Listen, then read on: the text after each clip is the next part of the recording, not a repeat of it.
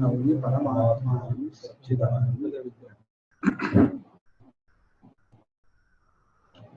अत्र केचित् मरणमूर्छयोः अवस्थान्तरत्वम् आहुः।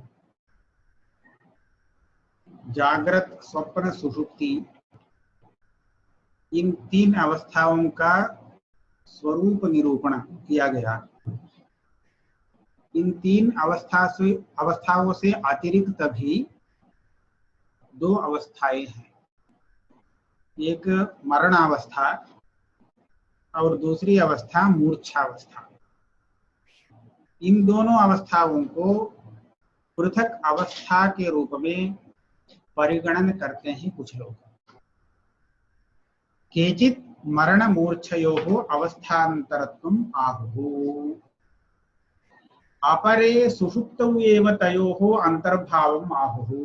ये अलग कोई अवस्था नहीं। मरण नाम का अवस्था तो देह में स्थिति के काल में नहीं है, उत्क्रांति ही उसको कहते हैं। तो देह में जीव जिन अवस्थाओं का अनुभव करता है उन्हीं अवस्थाओं का परिगणन यहाँ किया गया है। ठीक है, मूर्छा तो है, लेकिन मूर्छा कादाचित का अवस्था है, कब प्रतिदिन आने वाली अवस्था तो नहीं है। फिर वह जो अवस्था है उसको हम इसमें अंतर्भावित कर सकते हैं। सुषुप्ति में उसका क्या भाव है? सुषुप्ति में कर्मेंद्रिय, ज्ञानेन्द्रिय, यह सभी अपने व्यापार से उपरत हो जाते हैं।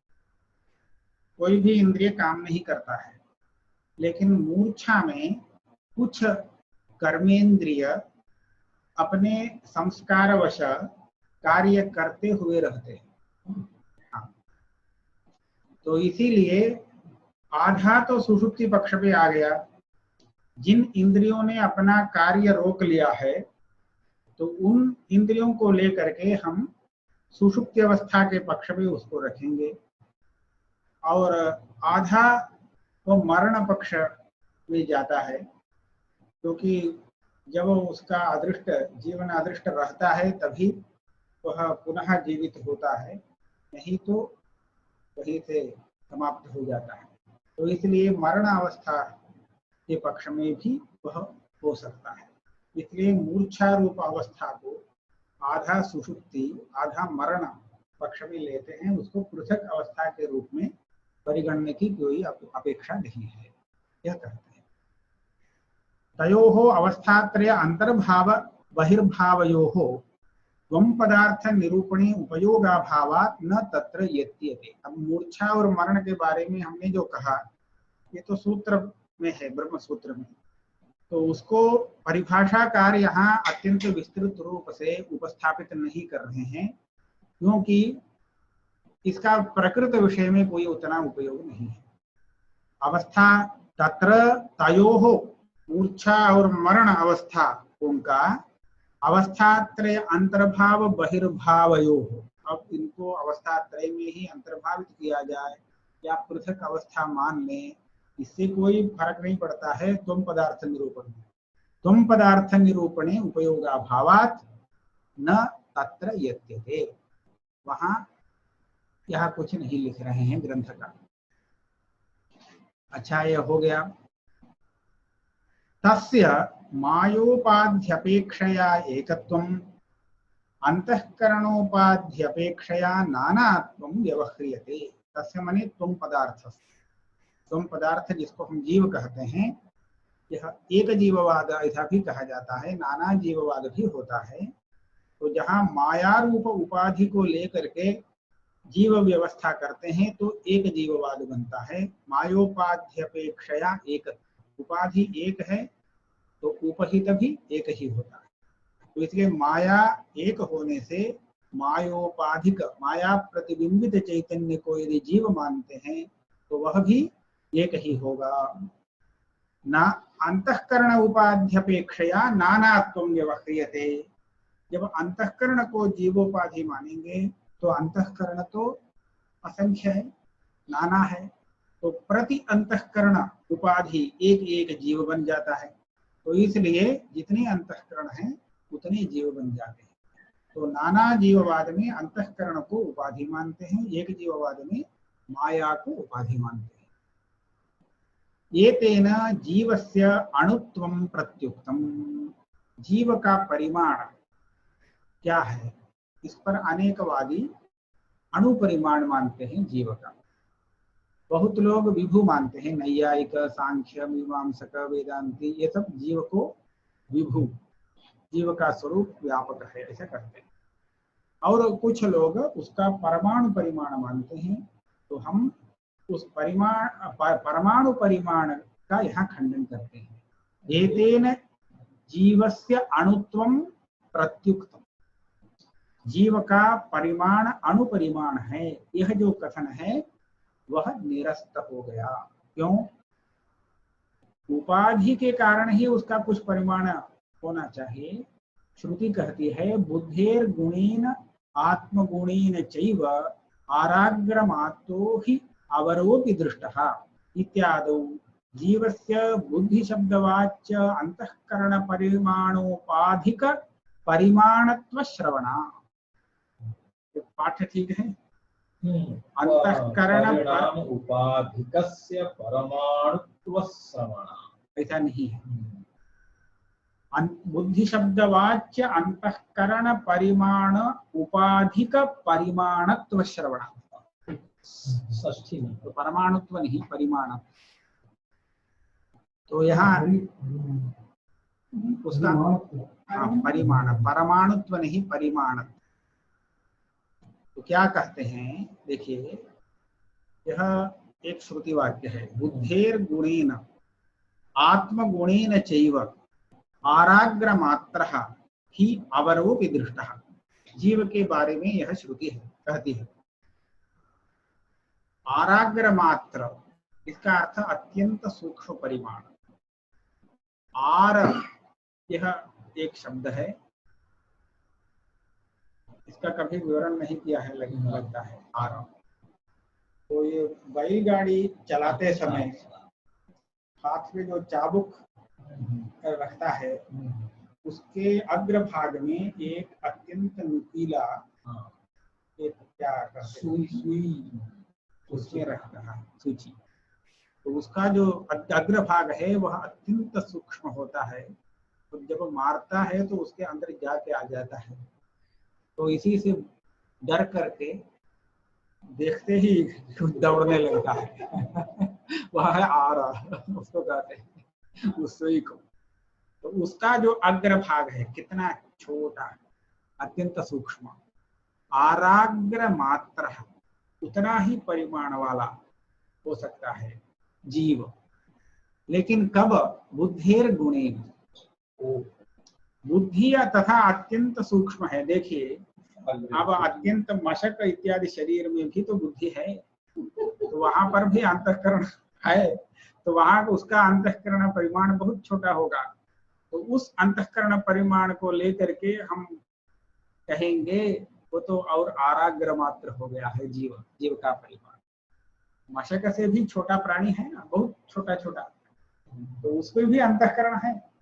तो बुद्धेर गुणेन, बुद्धि शब्द से अंतःकरण को लेंगे, उसको उपाधि मानने से बुद्धि जैसे जैसे अत्यंत सूक्ष्म माने अल्प परिमाण वाली हो जाती है, तो उसके अनुसार बुद्धि उपाधि का आत्मा का भी परिमाण बन जाता है।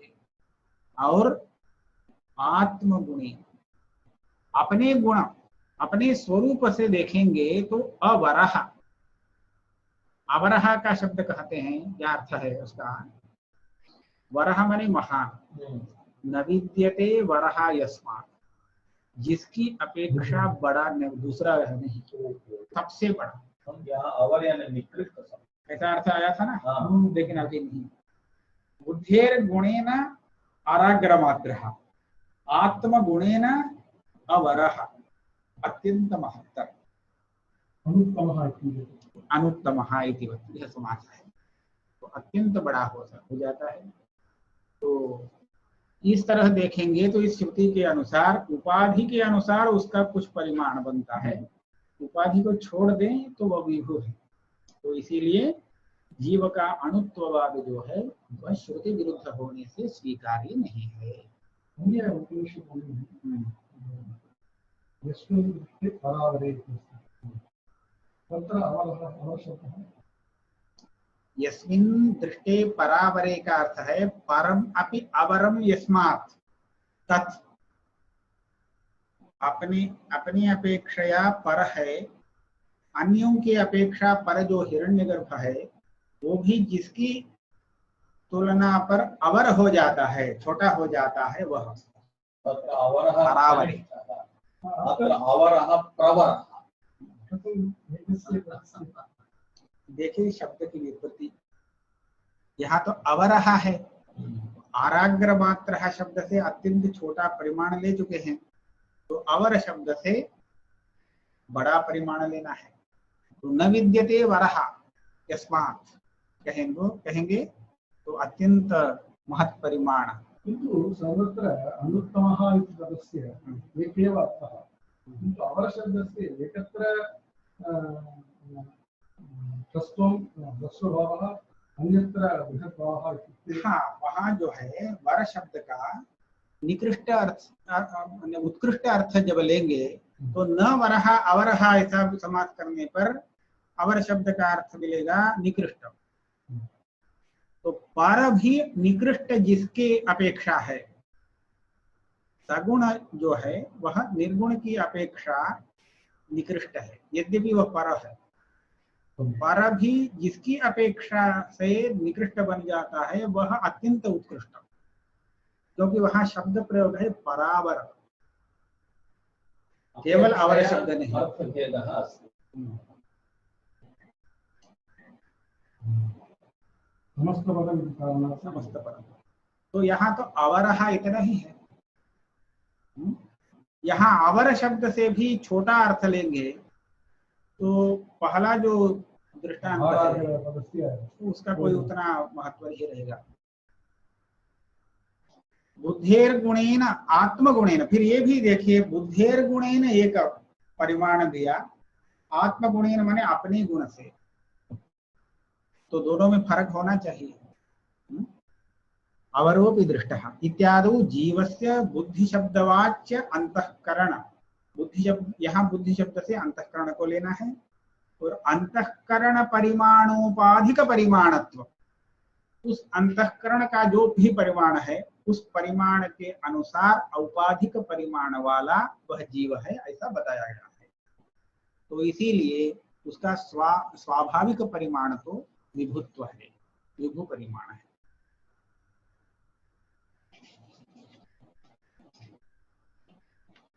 सच जीवः स्वयं प्रकाशः, जो भी हो, जीव छोटा हो बड़ा हो, वह जीव स्वयं प्रकाश है। स्वयं प्रकाश का क्या अर्थ होता है? जो जड़ वस्तु है वह जड़ वस्तु स्वयं ही प्रकाशित होता नहीं, तो उस पर कुछ प्रकाश पड़ना आवश्यक है, तब जाकर के वह प्रकाशित होता है ना। तो दूसरे प्रकाश के संबंध से प्रकाशित होता है अन्य सब। यहाँ प्रकाश शब्द से ज्ञान को लीजिए, ज्ञान प्रकाश, तो अपने से भिन्न जो ज्ञान है उसके उत्पन्न होने पर ही उसके विषय के रूप में दूसरे पदार्थ ज्ञात होते हैं, ठीक है। लेकिन यह जीव जो है तो इसका प्रमाण जनित दूसरा ज्ञान आवश्यक ही नहीं है। यदि प्रमाण से जीव का ज्ञान प्राप्त करना हो तो क्या हो जाएगा, जब प्रमाण की प्रवृत्ति नहीं है तो उस समय जीव के बारे में कुछ भी ज्ञात नहीं होगा।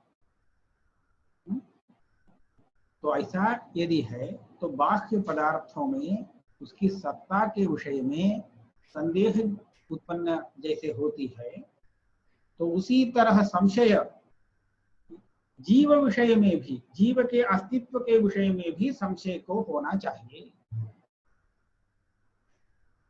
आप देखिए बाहर यह वस्तु है कि नहीं जानना हो तो आप अपने प्रमाण का उपयोग करके फिर बताते हैं है अथवा नहीं। लेकिन आप हैं अथवा नहीं इस प्रश्न का उत्तर करने के लिए आप किसी प्रमाण का कोई उपयोग नहीं करते हैं, झट से बता देते हैं अहम अस्मि। तो उपस्थिति जब छात्रों के लेते हैं तो झट से अस्मि कह देता है ना, तो प्रमाण के साथ तो कुछ नहीं कहता, अस्मि अस्मि कहा तो हो गया। तो वहां पर प्रमाणेन ज्ञात्वा फिर हाँ अहम अस्मि ऐसा कोई विलंब होता नहीं जानने के लिए। इसलिए यह स्वयं प्रकाशात्मक है, अपनी सत्ता के लिए दूसरे ज्ञान की अपेक्षा नहीं रखता, यह उसका अर्थ है। अपनी सत्ता निश्चित करने के लिए दूसरे ज्ञान की अपेक्षा नहीं रखता, यह है स्वयं प्रकाश का अर्थ।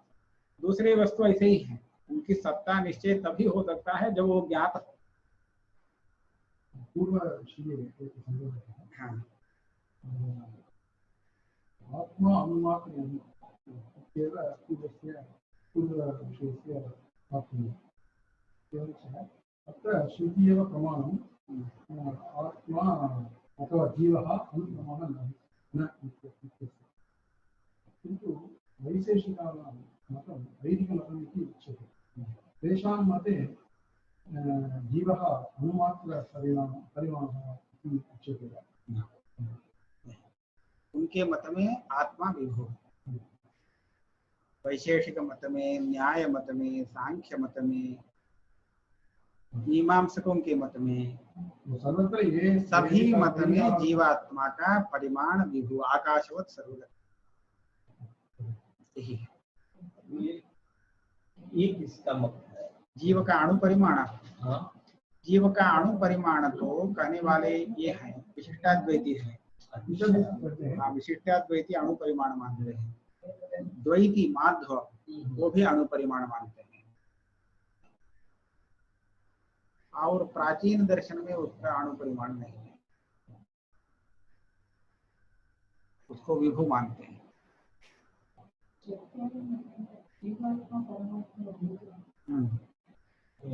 हाँ जीवात्मा परमात्मा भेद मानने पर भी जीव को विभु मानते हैं। क्या नैयायिक? हाँ दोनों विभु तो टकराते नहीं इनको।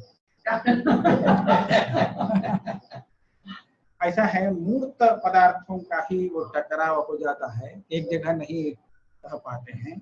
अमूर्त पदार्थ अनेक एक साथ रह सकते हैं, कोई टकराव नहीं होगा।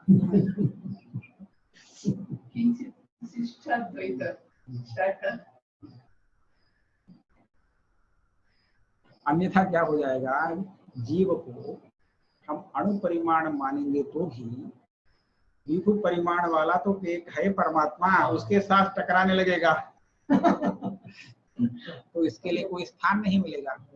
वो तो सर्वत्र व्यापक है, तो एक बेचारा कहाँ रहेगा।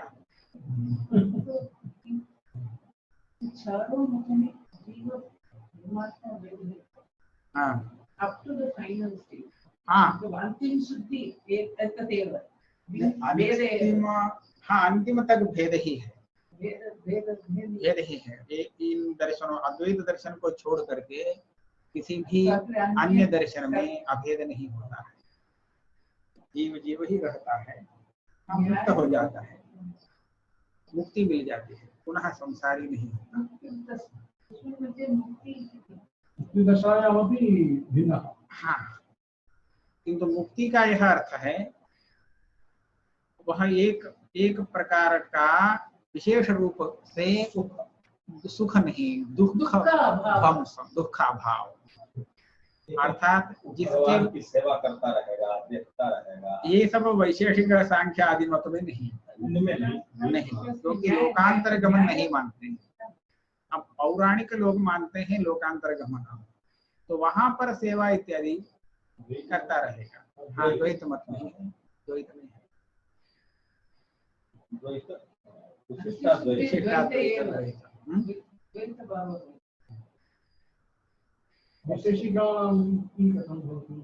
ऐसे ही रहेगा तो उसका फिर उसके बाद उसमें कोई दुख उत्पन्न होगा नहीं, उस आत्मा में तो जो मुक्त हो गया है।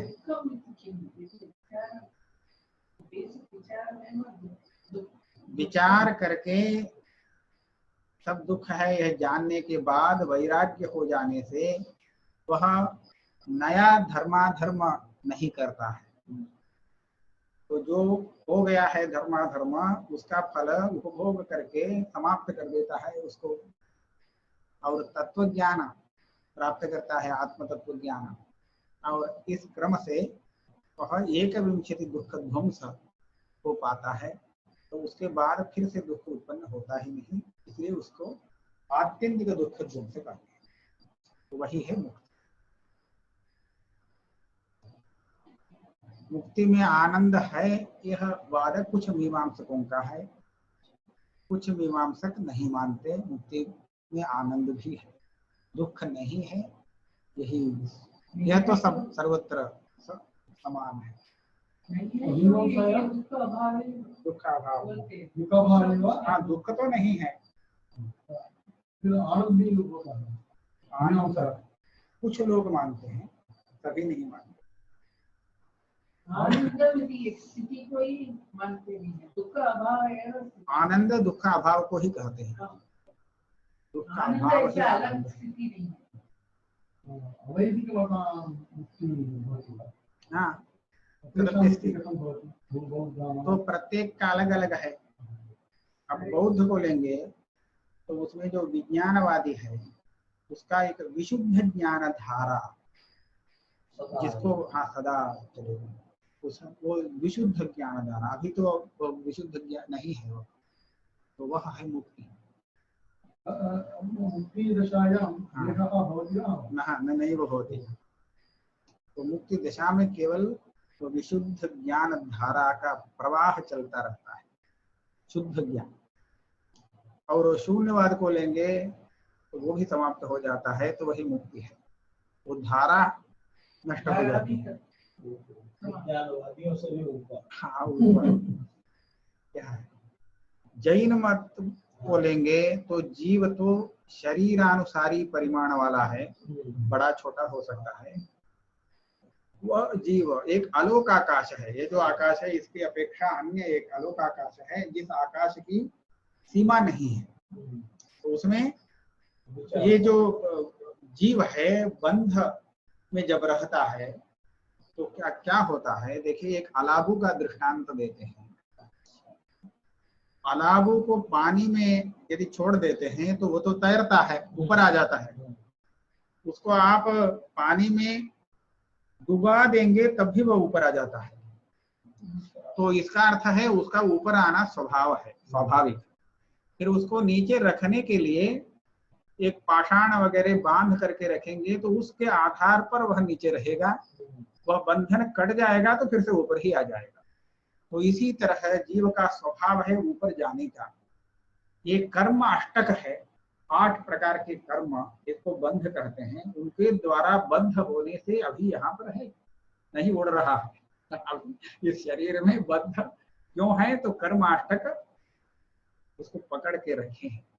और जब कर्म अष्टक से उसकी मुक्ति हो जाती है तो ऊपर जाने लगेगा और जाएगा जाएगा आलोक आकाश में जाते रहेगा, कोई क्योंकि उसका कोई सीमा नहीं है। तो आलोक आकाश में इस तरह स्वतंत्र रूप से जाना, यही है मोक्ष, ऐसा कहते हैं जैन। वहाँ हर एक आत्मा के लिए अलग अलग आकाश में उड़ते रहेंगे तो आकाश सर्वे भवन। आलोक आकाश बहुत बड़ा है।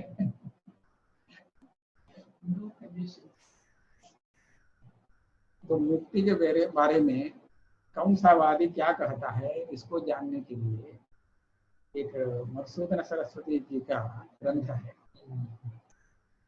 उसमें देखने पर बहुत इसे 10-15 प्रकार बताते हैं। वेदांत कल्पलतिका उस ग्रंथ का नाम है। अच्छा ठीक है। सच जीव स्वयं प्रकाश, वह स्वयं ही प्रकाश स्वरूप है। इसमें प्रमाण श्रुति है, स्वप्नावस्था अधिकृत्य अत्रायं पुरुष स्वयं ज्योति इति श्रुति। ये तो ज्योतिर्ब्राह्मण बृहदारण्य का अंतर्गत है। तो वहां पर प्रश्न करते हैं जनक और याज्ञवल्क्य उत्तर देते हैं। तो जनक जीव का स्वयं प्रकाशत्व सुनिश्चित करने के लिए पहले प्रश्न उठाते हैं, किस प्रकाश के आधार पर यह जीव अपना व्यवहार सब करता है, जाता है, आता है, बैठता है, उठता है, सब व्यवहार। सबके लिए कुछ प्रकाश की जरूरत है। यदि प्रकाश नहीं है तो कुछ भी नहीं कर पाएगा। तो कौन सा प्रकाश ऐसा है? तो वो झट से बोलिए यही सूर्य का प्रकाश है, इस प्रकाश में काम करता है जीव, प्रसिद्ध है। तब जनक पूछते हैं, जब सूर्य का प्रकाश नहीं रहता तब भी यह काम करता है, तो उस समय उसका प्रकाश क्या है? तो जनक उत्तर देते, याज्ञवल्क्य के उत्तर देते हैं, चंद्र प्रकाश है, चंद्र का प्रकाश मिल जाएगा। तो वो भी प्रकाश जब नहीं रहता है, अमावस्या के दिन में सोच लीजिए, तो वहां पर कैसे काम करता है? अग्नि। फिर अग्नि भी बुझ गया है, नहीं है तो कैसे? तो कहते हैं प्रत्येक इंद्रिय का जो विषय है उसी के आधार पर उसका प्रकाश हो जाता है और व्यवहार हो जाता है। उसका उदाहरण देते हैं, कोई भी दूसरा बाह्य प्रकाश नहीं है, अंधेरा है, कहीं एक जगह से कोई शब्द आता है, कोई कुत्ता भौंकता है तो उसका कुत्ते का शब्द कान में पड़ जाता है, तो वह जो इंद्रिय और विषय का संबंध हुआ, यह है ज्योति, ये प्रकाश है। इस प्रकाश के आधार पर वह बहुत कुछ काम कर सकता है। दशरथ ने बाण चला दिया था ना, हाँ, तो इस तरह उसका व्यवहार करता, ये भी तो ज्योति है। तो उसके बाद बताइए, सब कुछ अस्तमित हुआ, तब ज्योति कहा क्या है? तो उसके लिए उन्होंने स्वप्नावस्था को लिया। जब स्वप्न देखता रहता है तो उस समय तो बहुत कुछ देखता है, लेकिन देखने के लिए कोई ज्योति, सहायक ज्योति नहीं है, क्योंकि अभी तो बाह्य शब्द इंद्रिय का संबंध भी नहीं हो पा रहा है, क्योंकि सोया हुआ है। तो स्वप्न में कैसे देखता है? तो यहाँ जा करके उनको कहना पड़ रहा है कि ये जो देखने वाला है, स्वप्न देखने वाला, वही वहां पर स्वयं ज्योति है। उसके लिए किसी दूसरे ज्योति की अपेक्षा नहीं, वो स्वयं ज्योति बन करके, ज्योति होते हुए स्वप्न को देखता है, दूसरे प्रकाश की अपेक्षा के बिना। तो इस तरह आत्मा का स्वयं ज्योतिष्व सिद्ध किए हैं। तो यही श्रुति प्रमाण है, आत्मा स्वयं प्रकाश है, तो वह दूसरे को भी प्रकाशित कर देता है, स्वयं तो प्रकाशित होता ही। अत्रायं पुरुष स्वयं ज्योतिः इति श्रुते।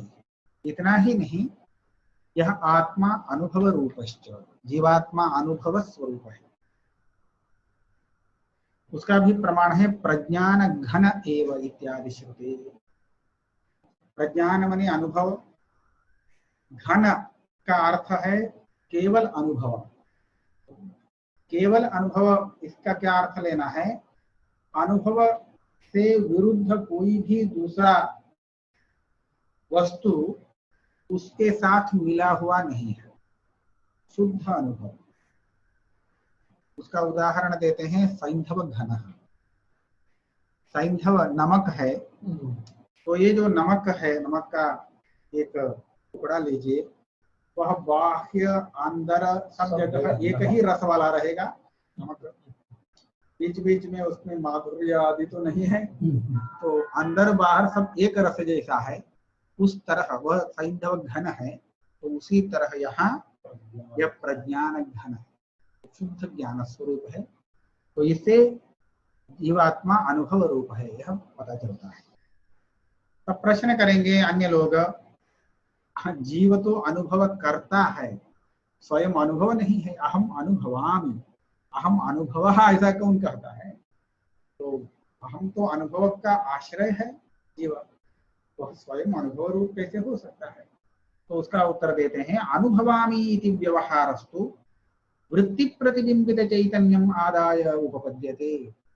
हाँ, जीव अनुभव स्वरूप है, किंतु अनुभवामि यह जो व्यवहार हो रहा है, वहां पर प्रमाण जन्य जो वृत्ति है, उस वृत्ति रूप अनुभव को लेकर के अनुभवामि, अनुभव का आश्रय है, ऐसा व्यवहार है। हम नेत्रों से देखते हैं, जिस वस्तु को देखते हैं उस वस्तु का अनुभव प्राप्त करते हैं ना, वह क्या अनुभव है? जो इंद्रिय के द्वारा मिलने वाला अनुभव है, अवश्य ही अंतःकरण वृत्ति रूप अनुभव है। तो वृत्ति रूप अनुभव को लेकर के हम अनुभवामी ऐसा कहेंगे, और स्वरूप अनुभव को लेंगे तो अनुभव प्रज्ञान नहीं। यही कहते हैं वृत्ति प्रतिबिंबित चैतन्यम आदाय अनुभवामी की व्यवहारः उपपद्यते एवं त्वं पदार्थो निरूपितः। इस प्रकार त्वं पदार्थ का निरूपण हो गया। तत्पदार्थ और त्वं पदार्थ में दोनों पदार्थों का निरूपण हो चुका है। प्रथम तत्पदार्थ का निरूपण हुआ, आगे त्वं पदार्थ का निरूपण भी अभी समाप्त हो गया। अब इसके बाद तत्त्वं पदार्थों का जो ऐक्य है महावाक्यार्थ, उसका निरूपण करेंगे।